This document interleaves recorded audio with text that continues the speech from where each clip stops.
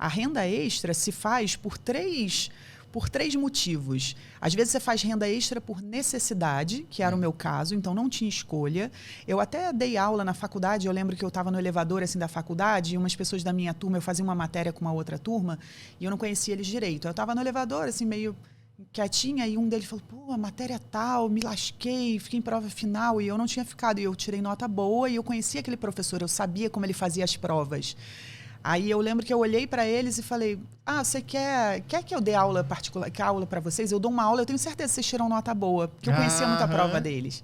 Então, assim, tem a renda extra de necessidade, que era essa de venda, para mim era necessidade, mas tem a renda extra de oportunidade. Essa no elevador foi uma renda extra de oportunidade. Eu fiquei ligada, eu sou boa, eu sou didática, eu gosto de ensinar, eu conheci o professor.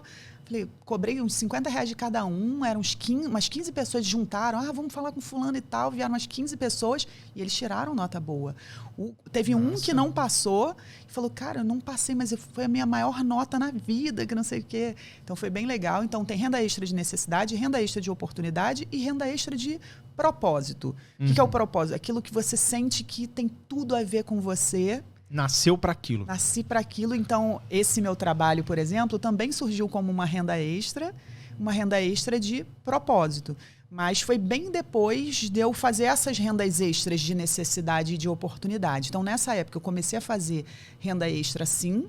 Mas eu pensava, eu não quero trabalhar com venda, eu não quero ficar só fazendo renda extra. Eu trabalhava em área de comunicação, minha formação de marketing, eu falei, eu quero crescer na minha carreira.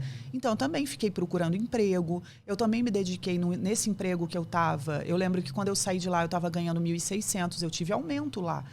Então, assim, eu me doava muito, eu fazia muito além do que era esperado de mim. E isso é uma coisa que muita gente não faz. Tem gente que fala assim, eu não sou pago para isso. E hoje em dia tá muito assim também, né? As pessoas comentam muito sobre isso. E eu fazia coisas que eu não era paga para fazer. E eu acabava sendo paga depois.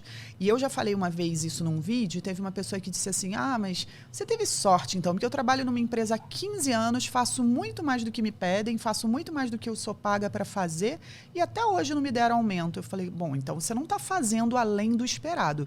Porque eu espero que uma pessoa que esteja há 15 anos numa empresa que não a reconhece, eu espero que se ela é tão boa assim, ela faça alguma coisa e vá para outra. Ou então. saia, exatamente. Exato. As pessoas, elas são descrentes, tipo assim, ela prefere culpar você. Não, isso é picaretagem, você teve sorte.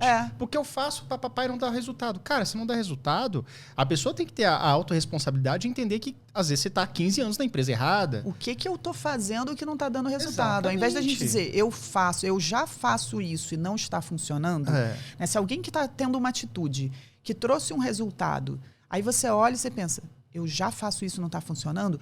Sempre o ideal, esse também é uma outra forma minha de pensar. Eu olho alguém fazendo alguma coisa e que eu quero chegar naquele resultado, eu penso, como que eu posso fazer também? Eu talvez não esteja fazendo a mesma coisa. Então, o que aconteceu nessa época é que eu atirei para todas as frentes. Então, eu consegui um aumentinho na minha empresa, eu comecei a fazer essas rendas extras e eu tive uma oportunidade, uma pessoa que me conhecia exatamente porque eu fazia além do esperado. Ela saiu dessa empresa que eu trabalhava e foi trabalhar numa outra empresa do mercado financeiro. Quando chegou lá, tinha uma vaga, uma oportunidade e ela lembrou de mim. E aí ela falou, você quer participar do processo seletivo? Eu acho que tem tudo a ver com você. E por que ela achou que tinha tudo a ver comigo? Era uma vaga completamente diferente do que eu fazia. Porque ela me viu fazendo além do que me pediam para fazer. E aí, quando ela viu uma outra vaga que não tinha nada a ver com o que eu fazia, era paga para fazer, ela falou, eu sei que ela faz além daquilo, porque eu vi ela fazer além. E aí eu fiz o processo seletivo, passei, então eu fui ganhando um pouco mais, era numa empresa que pagava bônus, então eu comecei a ter uma renda um pouco maior. Nessa fase, você já estava organizando sua vida financeira? Estava, então. A primeira etapa foi aprender a lidar com o que eu ganho. Certo. Fiz isso com 1.200, então agora eu estou preparada para ganhar mais. Aí a segunda etapa foi a renda extra de necessidade, a renda extra de oportunidade e, em paralelo, investir na minha carreira, que eu queria criar uma carreira na área de marketing. Então, eu fui terminar minha faculdade, né? Juntava grana aqui, grana ali para terminar a faculdade. Fui crescendo ali e tive essa oportunidade de mercado financeiro. E aí, quando eu trabalhei no mercado financeiro, aí a minha visão mudou um pouco sobre essa coisa do dinheiro, dos investimentos, porque eu fui trabalhar no meio de pessoas que só falavam disso, que viviam isso, que tinham uma vida completamente diferente. Que legal, o teu meio mudou, né? É. Já teve uma... Eu acho isso essencial. Você tem um meio que... muita diferença. Que te ajude, isso aí. Ele me ajudou... Porque lá, por exemplo, dentro da empresa eu fiz alguns cursos sobre investimentos de graça, porque a empresa tinha isso. Porque as pessoas começavam a falar de coisas e eu me interessava. E a primeira vez que eu ouvi falar de Pai Rico, Pai Pobre, eu achava que era um blog. Falei, o que é isso, Pai Rico, Pai Pobre? Aí eu fui lá, é um livro. Eles estavam falando sobre isso. Aí eu comprei o livro e fui ler o livro. Então, assim, foi descobrindo outras coisas e era um círculo que me puxava muito. Porque eu cheguei lá, só para você ter uma ideia, na época, eu estava tão lascada ainda, eu já conseguia viver com o meu dinheiro, estava começando a ganhar mais, mas ainda estava resolvendo na justiça aquela dívida. Não entrei, não fiz novas dívidas, era aquele financiamento que eu estava resolvendo, mas era tudo ainda muito contadinho, eu era muito, né? Apertadinho. Eu lembro que quando eu entrei no mercado financeiro, eu tinha um único sapato preto de bico fino e que ele já estava abrindo uma boquinha de jacaré.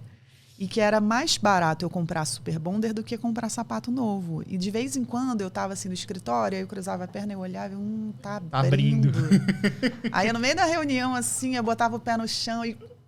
Sabe? Gruda, volta. Então, aquele meio até me puxava para isso. Eu tinha que mudar, né, meu modo de me vestir. O mercado financeiro tem essa coisa do dress code do mercado financeiro, né? Então, assim, mudou muito. Todo esse contexto mexeu muito comigo. Entendi. E lá, só para completar, uma coisa que me motivou muito é que, trabalhando lá, eu sabia que se eu fizesse... Aí eu me formei, né, me graduei. Se eu fizesse um MBA, só o fato de eu entrar num MBA, eu já poderia ganhar um pouco mais. O RH já me daria um aumento. Tinha essa perspectiva. Né? Então, ali naquele momento, eu comecei a organizar minha vida financeira para eu ser capaz de pagar mensalmente uma mensalidade de um MBA, na época de uma instituição, né, super renomada, e eu fui fazer esse MBA. E aí eu também tive um aumentinho. Então, ali as coisas começaram a se ajustar. Isso foi de 2009 para 2010, mas eu ainda tinha esse financiamento para resolver na justiça.